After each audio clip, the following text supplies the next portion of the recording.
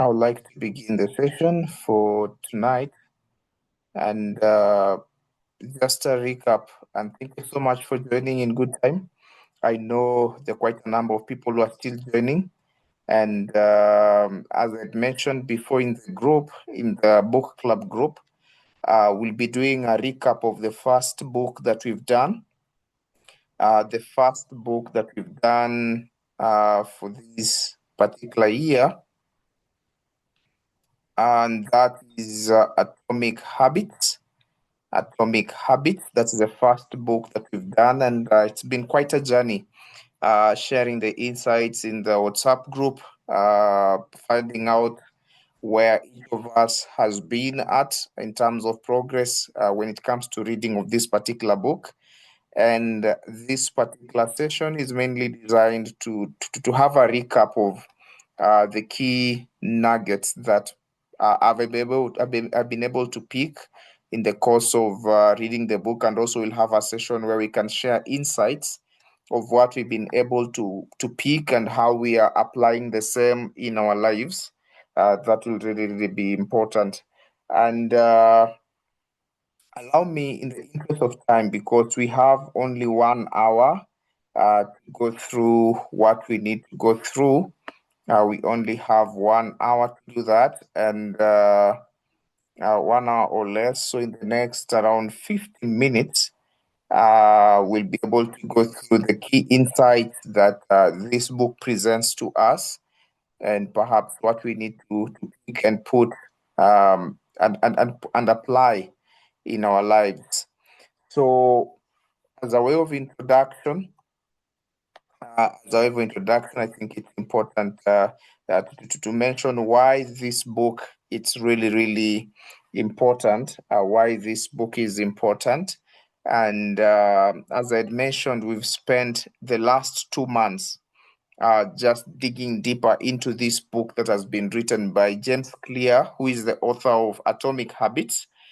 And I have to say that this is one of the most practically useful books that you'll ever come across. This is one of the most practically useful books that you'll ever come across. And this particular session, it's going to be a bit different from a typical book discussion that perhaps you've had or you've ever attended. And rather than going chapter by chapter, picking nuggets, I'll just want to walk us through the ideas that genuinely stopped me in my tracks as I was reading this particular book, and explain why they landed the way they did as I was reading the book, and then of course be honest with you about how I'm trying to apply them in my own life. Because you remember, as we began the journey, we said that it's not just about reading the book, but reading the book with the intention of picking out the nuggets, interacting with the thought process of the author, and picking out the nuggets that in turn will be able to transform our lives once we've applied them. So that is the sole purpose of having the book club. And of course, the overarching goal is to keep us accountable, because reading the book as an individual, sometimes you may lose pace and then get drifted with the busyness of life, and then you forget why you began reading in the first place. But now, having a community that can keep you accountable, that goes a long way in ensuring that you remain on track, and above all, pick the nuggets, apply them in your life, and see a transformation. So I'll also leave a plenty of room for your reflections, for you to share your reflections from the book, because I know that many of you, perhaps you've had moments that resonated. So this is less of sort of a presentation or a lecture, but is more of a sharing of or a shared unpacking of the nuggets that we've been able to pick while reading this particular book. Now, why this particular book? I think it's important for us to understand why we picked this particular book to begin with among the 5 books that we'll be looking at this year. And it's important to briefly explain why I think this book deserves its reputation. Of course, you might have heard a lot about it out there, and there are hundreds of self-help books about habits and productivity that you can come across out there. But most of them, they tell you what to do. Most of these uh, habits or self-help books about habits and productivity, they tend to tell you what to do. They tell you wake up early, they tell you to exercise, they tell you to journal, to meditate, and what have you, whatever thing that you find out there.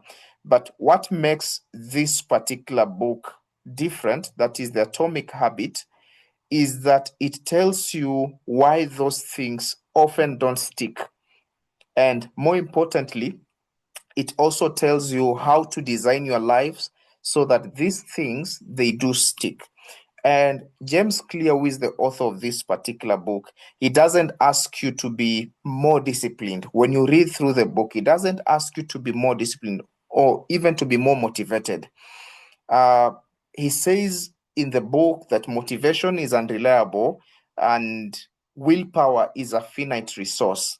That is what he says in the book. So instead, he puts an argument that lasting change comes from building better systems, and that anyone with the right systems in place, including you and me, if we put the right systems in place, uh, that right system will be able to support us to build almost any habit. And that premise alone is quite radical if you've spent years blaming yourself for failing to change.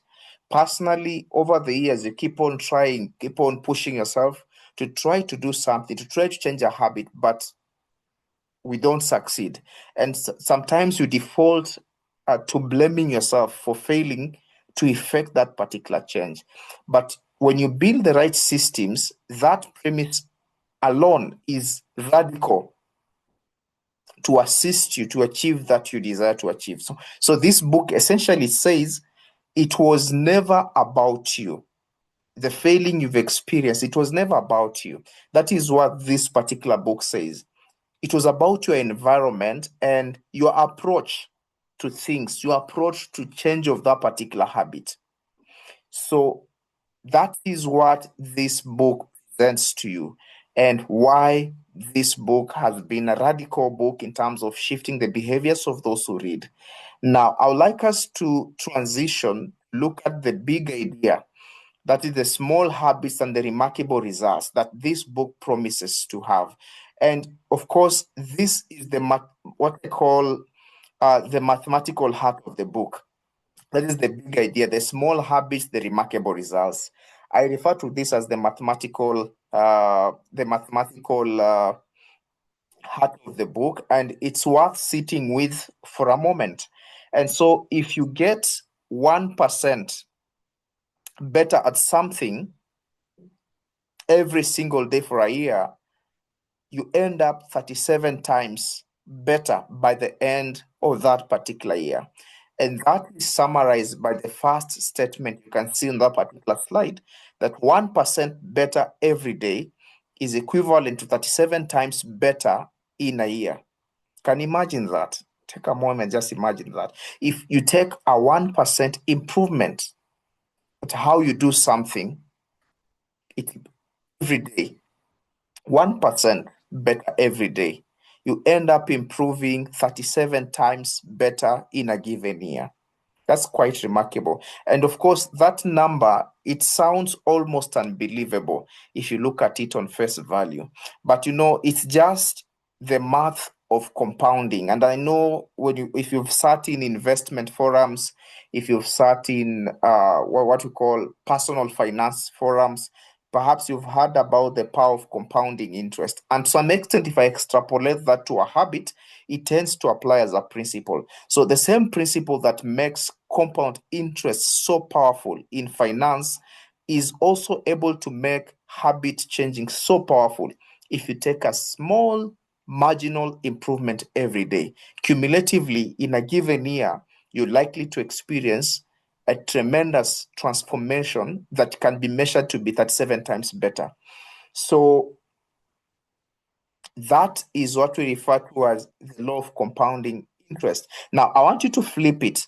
If you get 1% worse every year, I want you to flip it on the reverse. If you get 1% worse every year, you decline to nearly zero. You know, the scary thing is that a 1% decline is almost invisible day to day. You may not take note of that. You don't notice it when it's happening, which is exactly why bad habits, they are so dangerous and they don't feel like a big deal in the moment. Of course, when it's happening, it doesn't feel like a big deal. And James Clear, he uses this to make a larger argument. And the argument he's making is that your outcomes in life are a lagging measure of your habits. You know, when you're talking about lagging indicators and leading indicators, your outcomes in life are normally a lagging indicator. And um, your habits, they are the leading indicators. So if you look at it that way, then it becomes easier for you to know where to put or where to intervene to have better outcomes. Okay, so when you look at your bank account, for instance, is normally a lagging measure of your financial habits. Your bank account is a reflection of what is happening beneath what you're not able to see. So your money habits, if they are not healthy, then a reflection will be seen in your bank account. That state of your money habits not being positive can easily be pinpointed at the state of your bank account. Your bank account is a lagging indicator, as I've said, and your money habits, they're the leading indicator. So your knowledge is a lagging measure of your reading habits, if you're looking at it from the context of knowledge and reading habits. So your knowledge capacity of any subject matter is normally a reflection of your reading habits. If your reading habits in that particular area is poor, then it will be reflected in your knowledge. And of course, if you've gone through the educational system that we have in the country, or whichever space you find yourself in, we normally have exams or examinations. And I know, I mean, in the competency-based education system, they're doing away with education in terms of scoring, in terms of assessing learners, whether they've learned or not, based on scoring. That is getting phased away. Nowadays, I think they have something to do with above expectation, below expectation, exceeding expectation, and whatnot. But for those of us who pass through the 844 system, you know that you have examinations, and the examinations, they score you, and the scores reflect your level of knowledge or mastery of a subject matter. So, and you know, your level of mastery of a subject matter was normally gave a reflection of your reading habits. And if you didn't read, let's say biology, for instance, it means your scores will reflect you are not, that you didn't read that particular subject. So it's as simple as that. If you look in the context of, let's say, fitness, you know, fitness is a lagging measure of your exercise habits. And that is just as simple as that, how life is designed. So most of the time, we tend to focus obsessively, if I may put it so, on the outcome, the goal, and we forget that the outcome is just the symptom of what needs to be done. The real work is on the system that produces the outcome of what you intend to get. So, on one side, we have the goal, and in fact, that explains clearly why people tend to fail in achieving their New Year resolutions. You begin the year, when you began the year, you begin very well. First month, second month, purely based on motivation because you want to attain a certain goal. But you see, motivation alone is not sufficient to sustain a transformation.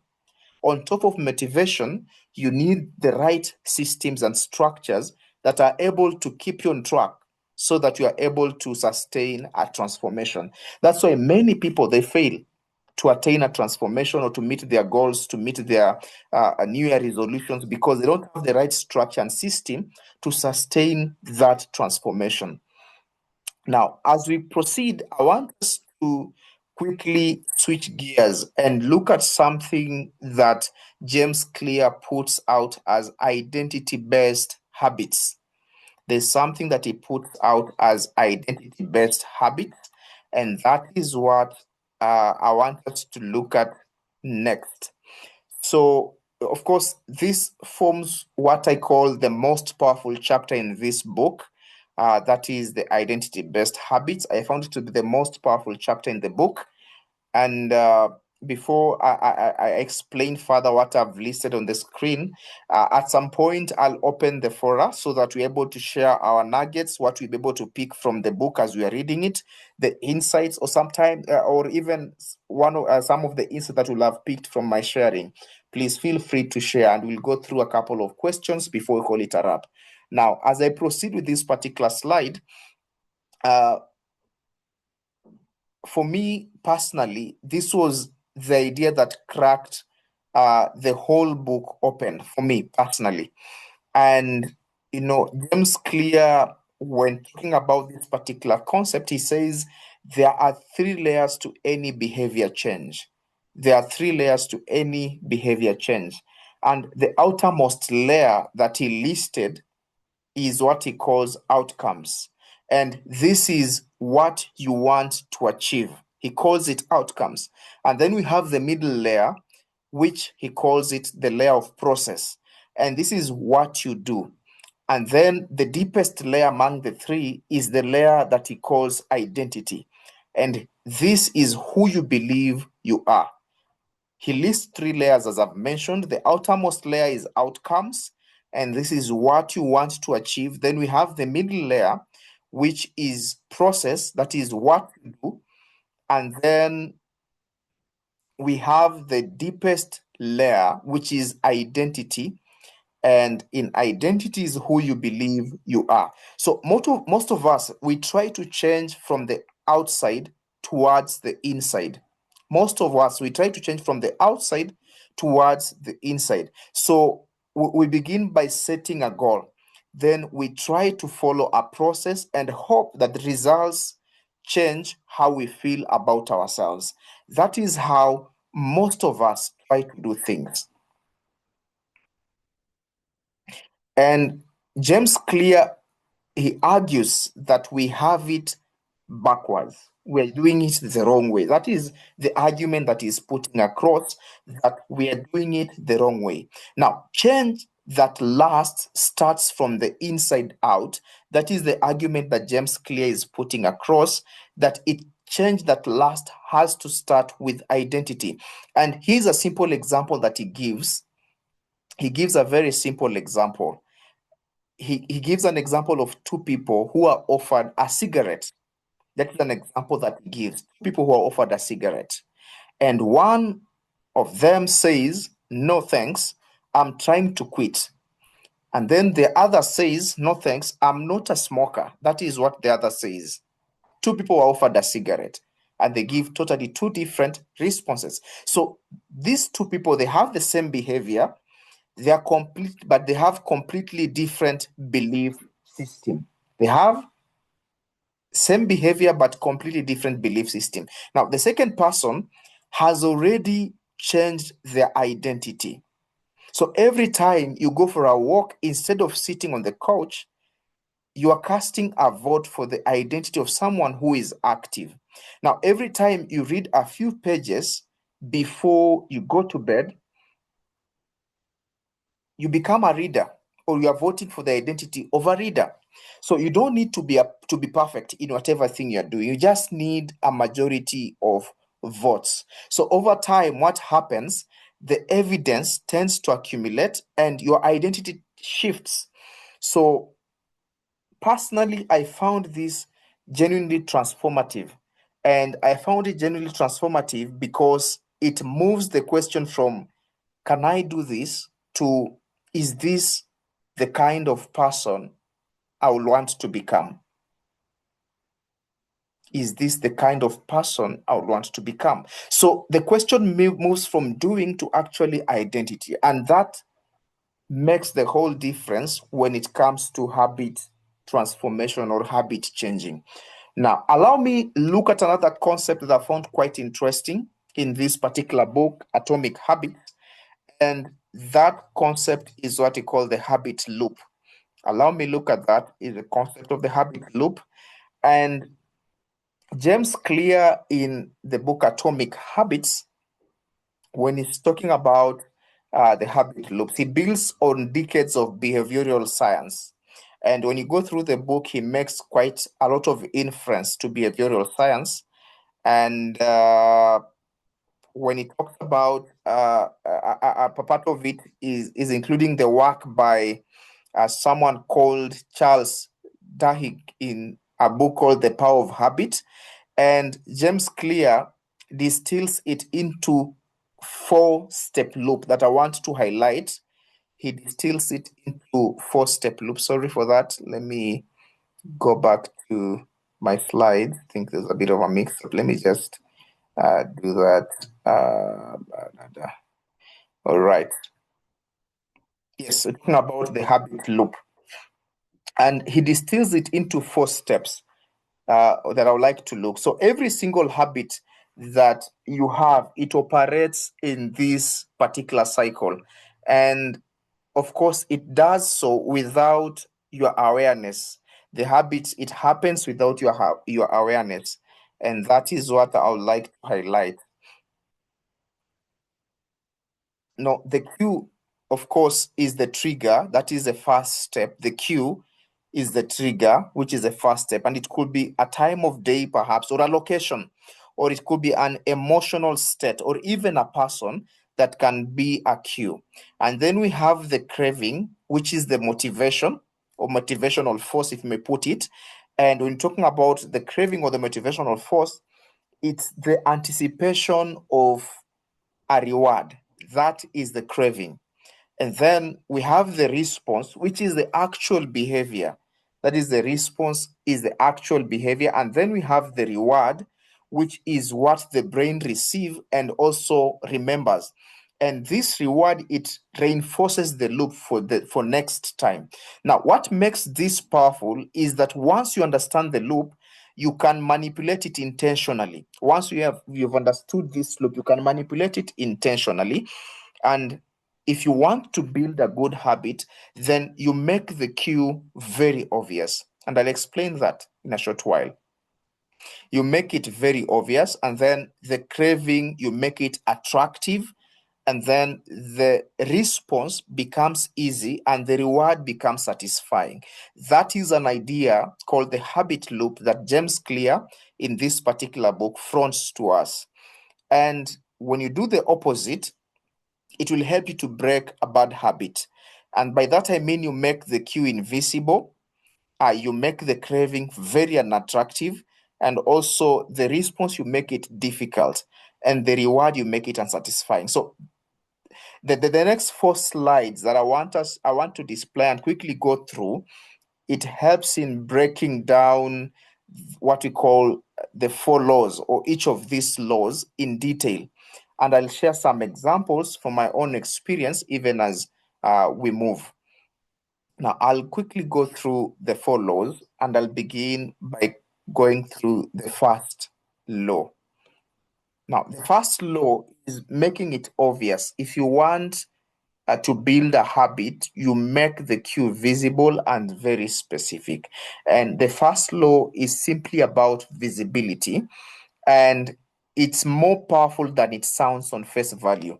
So, most of us, of course, we tend to assume that we'll remember to do our good habits because we are motivated. That is what we tend to think. But of course, motivation fades, and memory is very unreliable when it comes to habit changing. So the environment, it does far more to drive behavior than intention does. You may have the best of intention that you could have or possibly have, but if your environment is not correct, then that intention will count to nothing. So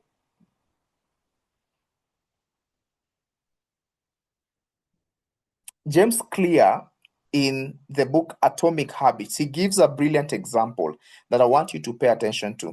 And he gives an example of a hospital in the UK that dramatically, a hospital in the UK that dramatically increased staff hand washing simply by placing hand sanitizer dispensers at eye level throughout the wards. He gives an example. He gives an example of a hospital in the UK that dramatically increased staff hand washing simply by placing hand sanitizer dispensers at eye level throughout the wards.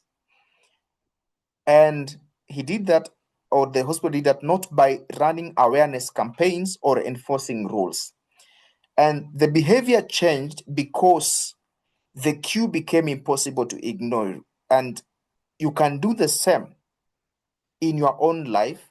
If you want to take your medication, for example, every morning, you may consider putting it next to your toothbrush, because in the morning you're likely to brush your teeth. So when you put the medication close to the toothbrush, you're likely to take the medicine. So if you want to eat more fruit, for example, it's something, maybe a behavior or a habit that you want to adopt. You want to be eating more fruit. You may consider to put it in a bowl on the counter and not necessarily in the fridge. If you want to practice, let's say, for example, a guitar, you may want to leave the guitar on a stand in the middle of the room. Now, two specific techniques that are worth naming here is what we call the implementation intention, what he highlights, what James Clear highlights, the implementation intention, that is committing to a specific time and place, which has been shown in research to more than double the likelihood of following through with an action that you want to implement. That is what we call the implementation intention. And an example is, if you put, let's say you want to change a habit to exercise, or you want to exercise more.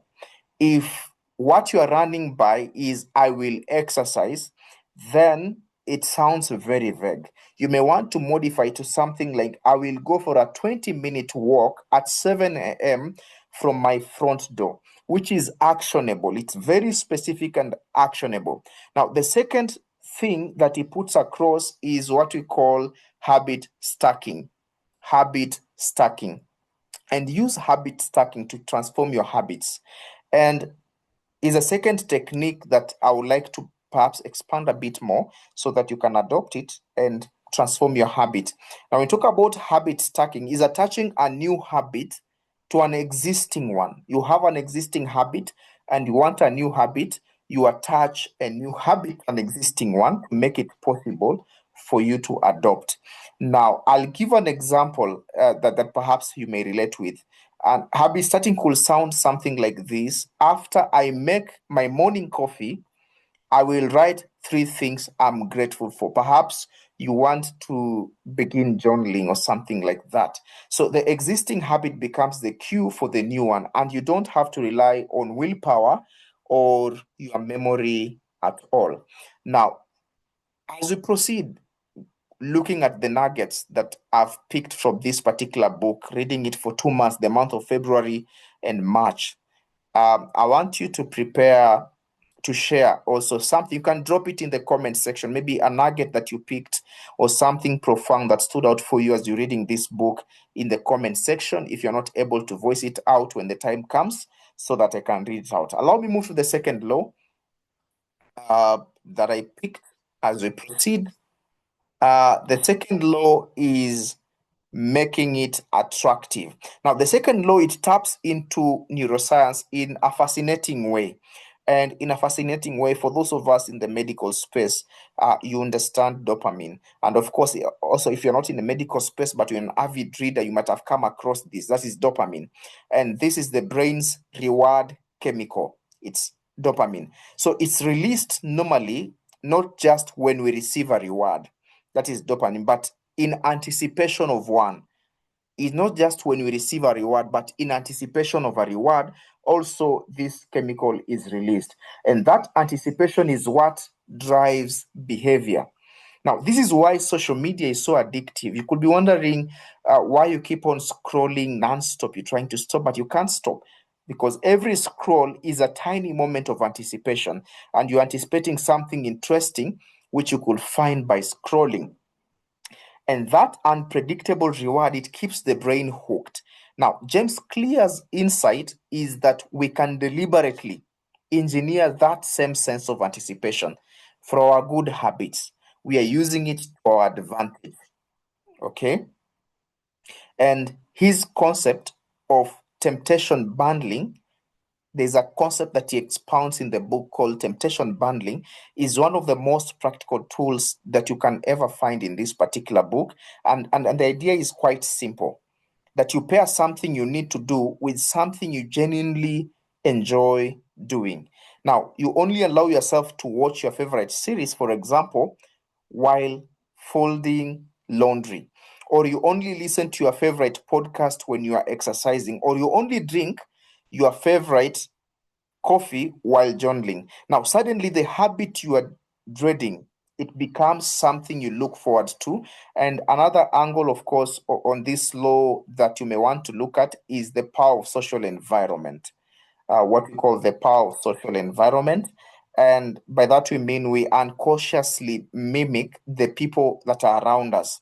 So if you join a running club, for example, and I'm glad that some of us in this group, we could be part of a running club. I know one that is in Eldoret. It's called Kimbia Eldoret or something in that line. Is a running club that runs in Eldoret. A majority of people present in that particular running club are medics that are around Eldoret. But of course, you have non-medics also in there.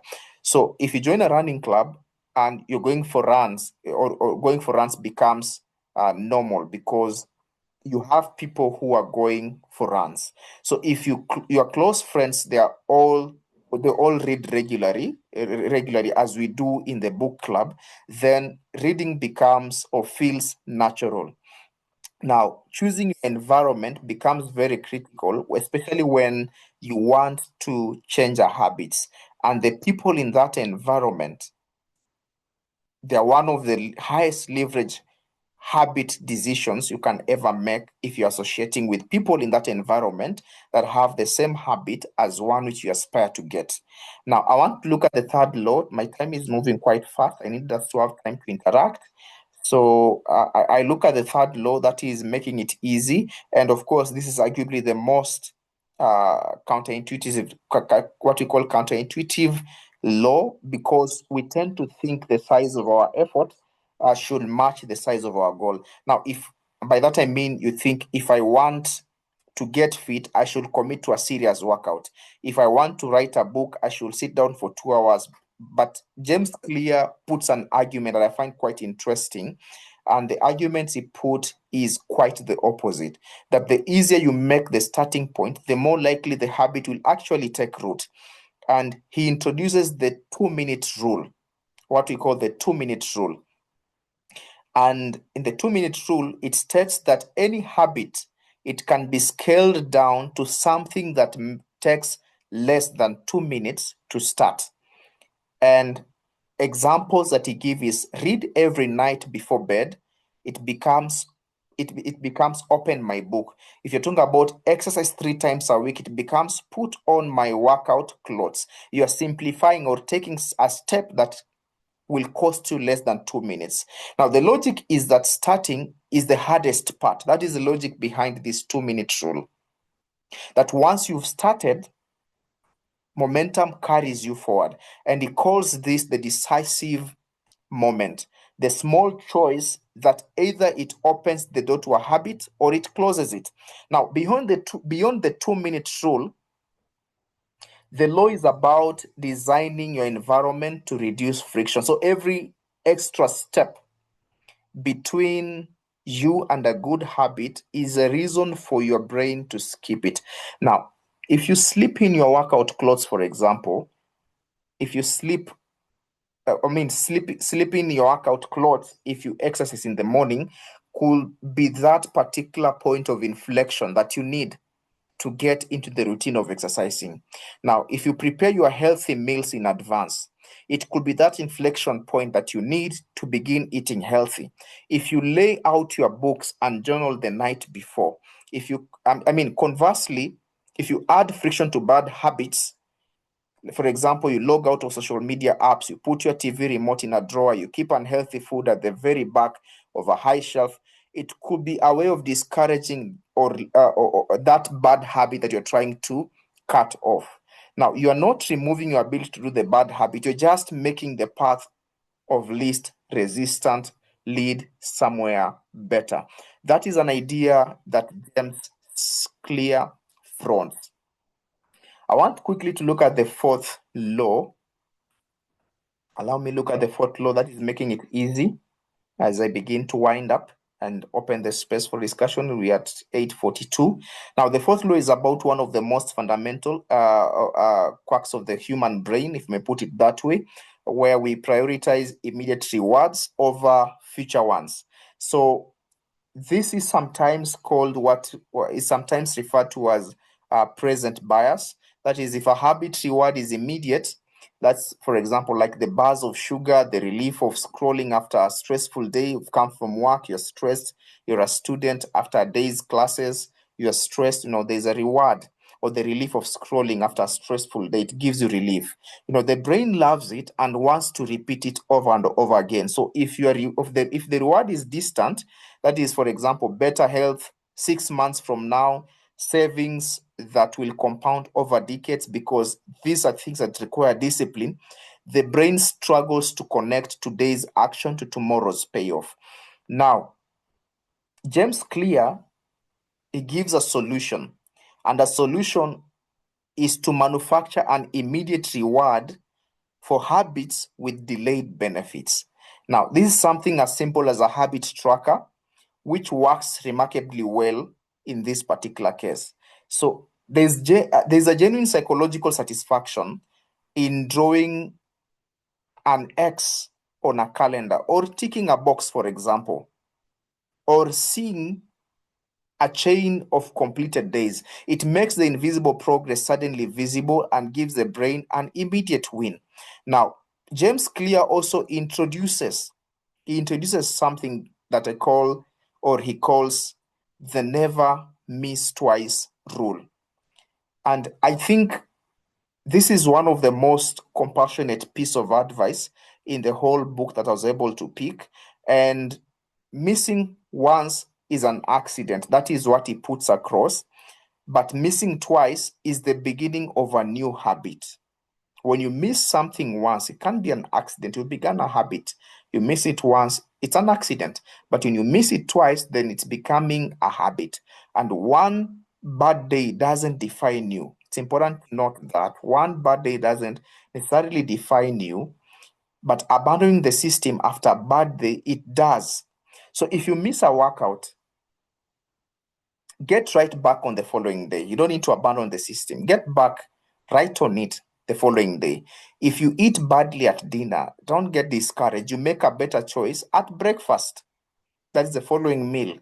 The goal is not necessarily to be perfect at the habit that you're trying to get. It is the kind of resilience that treats a sleep as a data point and not a failure. That is a concept that James Clear puts across. Now, there's another concept that he puts across, what I call, let me see how I can truncate this. Let me look at this concept and then quickly look at my three biggest takeaway, and then I'll open the floor for our discussion. This is what we call the plateau of latent potential, is an idea that he fronts. And this is one of the slides that I wish, or most wish, I could go back and, of course, show my younger self. So many habits and efforts in my life, they have failed, not because the approach was necessarily wrong, but because I quit before the compounding had time to show up. And you could relate with that, or you could be put in that kind of shoes right now. You didn't give yourself time for the compounding to take effect. And James Clear introduces the ice analogy, and it's one of the most vivid illustrations that you can find in this particular book. Now, imagine a room that is at 25 degrees Fahrenheit, and you turn on the heat. The temperature will begin to climb. It climbs to 26, it climbs to 27, it climbs to 28, 29, 30, 31 degrees. And of course, nothing visible happens to the ice. Then you hit 32 degrees and the ice begins to melt. The question that he poses is, was all that earlier hitting wasted? Of course, it wasn't wasted. It was essential that you hit the ice through those particular degrees. But if you had quit at 30 degrees and concluded the heating is not working, you will never have seen the breakthrough. That is an idea that he fronts. He calls the period before the breakthrough the valley of disappointment. And you can relate this to your habit. You've been trying, maybe, for example, to quit smoking. You've been trying, and then you quit just when you're about to have a breakthrough. And it happens to different types of habits in our lives. And I know you could be relating with this. And he says most people live their whole lives in that valley, what you call the valley of disappointment. They live in that valley, cycling through new habits that they abandoned just before they would have worked. And the habits of reading, for example, exercising, saving, learning a skill, of all of them, they feel unrewarding for a long time before they suddenly feel transformative. And the lesson for me personally that I was able to pick was this: the results are accumulating even when they're invisible. You may not see them. They're accumulating. And of course, you've heard this statement being mentioned, especially in entrepreneurial circles, that overnight success. There is nothing like overnight success. It's normally effort that has compounded over time. And then when it got to an inflection point, everything bloomed all of a sudden. And then you may think on face value, this guy was lucky, but he wasn't lucky. Behind the luck, quote unquote, there was a lot of investment that went into it. And that is the plateau of latent potential, if you want to call it that way. Now, my three biggest takeaways. Allow me quickly highlight my three biggest takeaways. So, my three biggest takeaway. Number one is that identity comes before outcomes. So you decide who you want to be, then you prove it with actions. That is, identity comes before outcome. Before you set another goal, you ask who you want to become.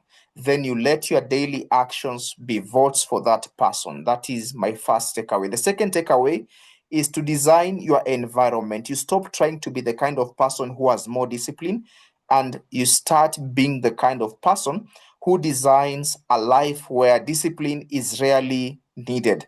And that you make the right choices. You make the right choices, the obvious choice that you can fall to. The third takeaway is never to miss twice. That is giving myself full permission to be imperfect.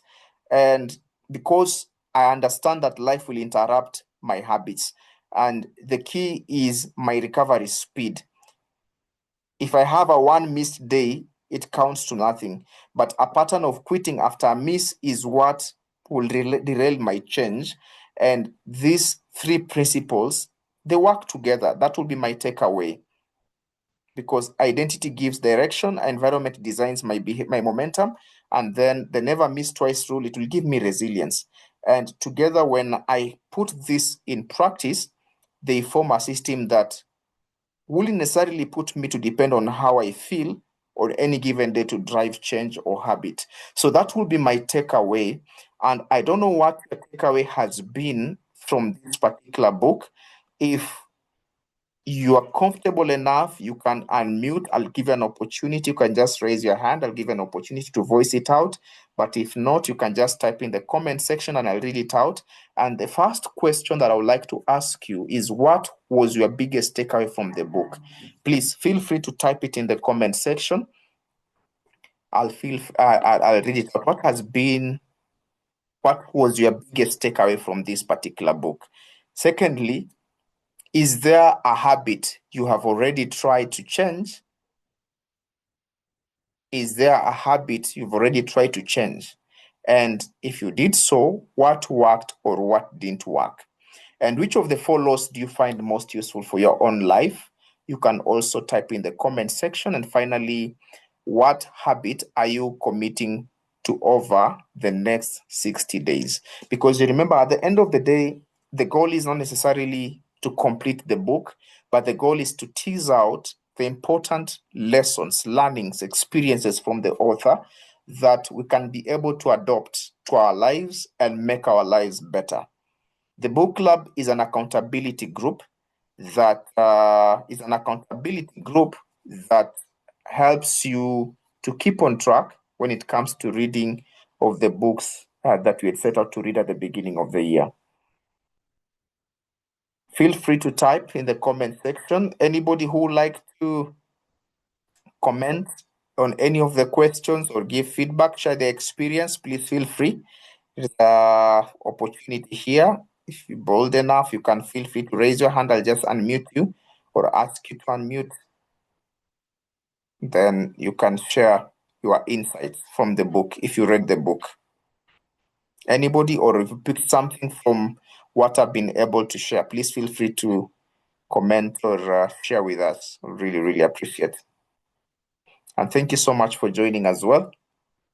As you do that, as you type in your comments and all that, we have a book club where we read books. We have a book club where we read books. It's called the Medical Hub Book Club.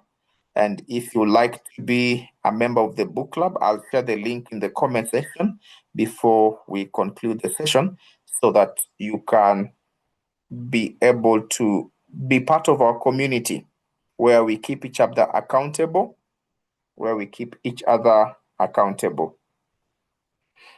So feel free to type your takeaways.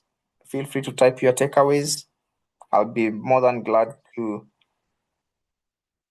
read it out as I work on sharing the link.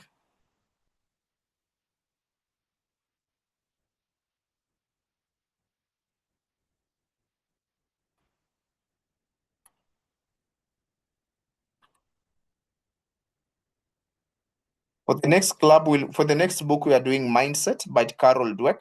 We are doing a book on mindset by Carol Dweck. Let me share the link for the book club. For those who are interested to join, you can feel free to join us. Let me just send it right away in the chat section in a minute or so. If you want to be part of our community,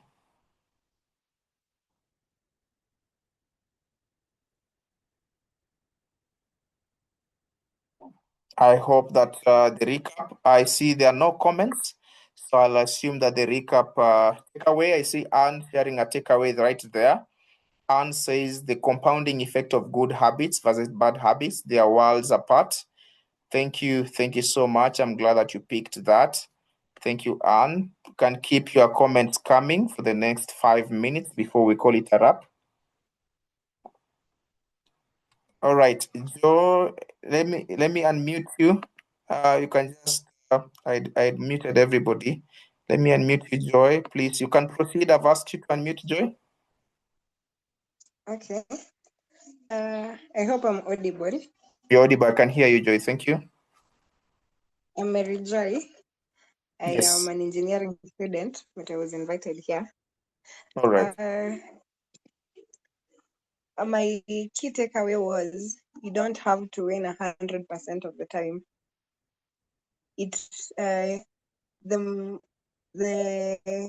more consistently you win matters because you cannot be 100% perfect. Yes, thank you. All right. Thank you so much. That is really, really important. Consistency over perfection. Thank you so much. That's that's an important point. Thank you. I see Caroline Karaoke says missing a habit once is okay, twice it becomes another habit. Powerful reminder. Thank you so much for participating and sharing your nuggets. Any other person who would like to maybe unmute, you can feel free to request so that I give you an opportunity to share your nuggets. Any other person? You can type in the comment section. That is still okay.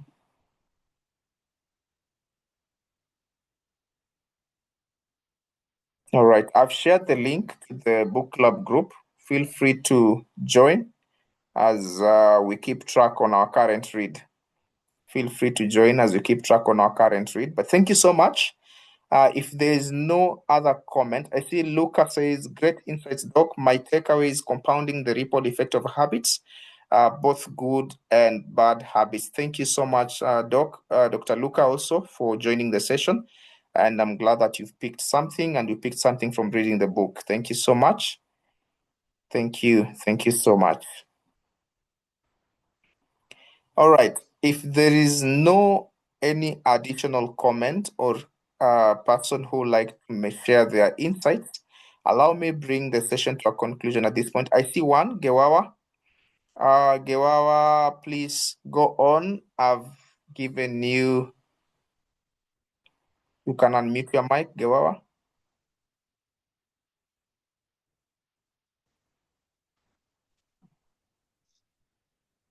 Hello. Hello, Gewawa. You can hear you, Doc? Can you hear me? Yes, yes. Okay, thank you very much. Thank you very much. I'm so happy that I was able to join this meeting. I haven't read the book. I think I was just, and I just arrived in the house and I saw you sharing the link on the status, and I was like, let me join in as I conjure my clothes. But when I started joining in, I think the insights and the meeting became more sweet until I had to sit down. Now I started writing notes, and I really loved it. I feel like I've also read the book even though I wasn't of the. So thank you very much. Like from the loop cycle, the habit loop, the way you have seen it all from the cue, the craving, response, the reward, the plateau of latent potential. Like I've just been capturing everything I've written several books to learn and pick from it. So thank you very, very much, Doc. I've gained a lot and a lot. I appreciate that. I just want to mention that. All right. I'm really glad that you found the session helpful and that you've picked important points that will better your life. Thank you so much, Doc, also for joining. I see Nicole Omaitha says in the comment section, great insights, Doc. Thank you. For me, the biggest takeaway is that small wins matter. Thank you so much, Nicole, for also participating. Thank you so much. Thank you so much. Any other comment? I see we have 1 more minute. There's someone going by the name admin. Hi, Doc, great insights. Am I the only one finding it hard to get an original copy of our next read? All right. What I'll do then, I'll be able to, let me share the copy in the WhatsApp group. I'll get the copy and then share it in the WhatsApp group with us so that all of us can have an access. That is well noted. That's well noted. Thank you. And I think there's another person also who reached out in the course of the day, but I haven't been able to sit down and send the copy. I'll do that. I'll send it the group. All right. Thank you so much. Allow me, ladies and gentlemen, to bring the session to a close at this particular point. Thank you so much for participating. Looking forward to seeing you again when we'll be doing a recap for our current read. That is towards the end of May or early June. See you and enjoy your read and your night. Bye-bye.